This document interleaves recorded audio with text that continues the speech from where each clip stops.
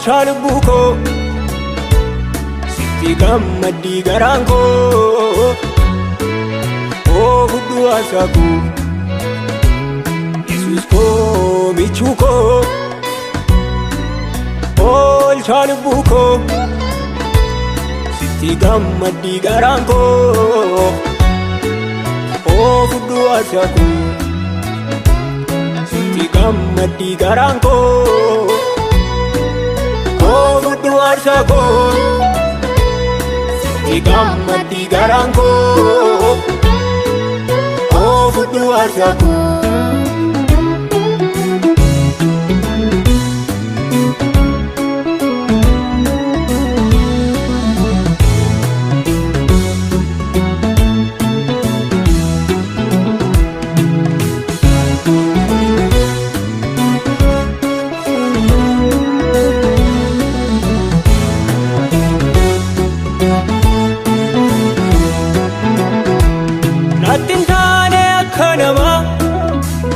Ganne darbatte qulqulluu dhiiga keetii oolaaste namitte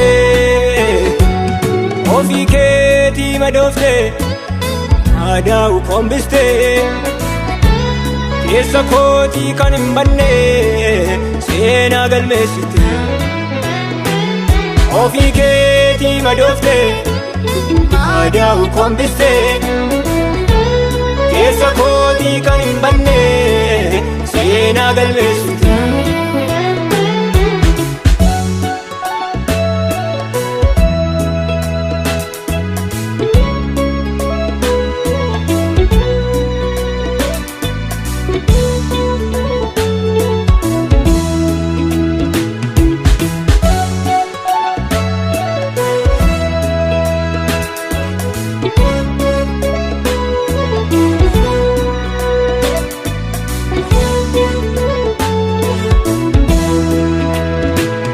Laafona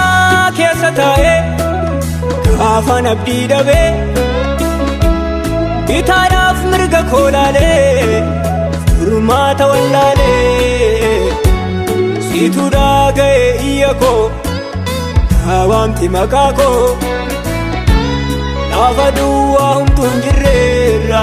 yaastetta burqaa koo siitu dhaga'e iyya koo waamti maqaa koo lafa gogaa humtuu hin jirreerra yaastetta burqaa koo Yesuus koo michuu koo oolchaa lubbuu koo sitti gammaddii garaan koo oofudhu aasaa koo Yesuus koo michuu koo oolchaa lubbuu koo sitti gammaddii garaan koo oofudhu aasaa koo sitti gammaddii garaan koo oofudhu aasaa koo sitti gammaddii garaan koo oofudhu aasaa koo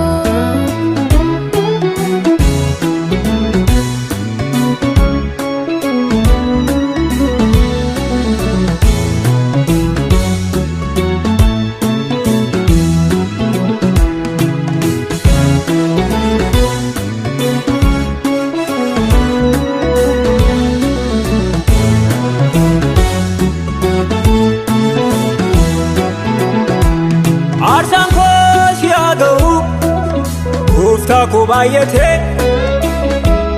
badeeraa utuu jedhanii haati waaqarraa kaate du'anaa oolfachuudhaaf dhuftee ariifatte maqaa koo haaressiteetta moofaanarraa kaaste du'anaa oolfachuudhaaf dhuftee ariifatte maqaa koo haaressiteetta moofaanarraa kaaste akkamittiin dhageesse dhufte sagalee koo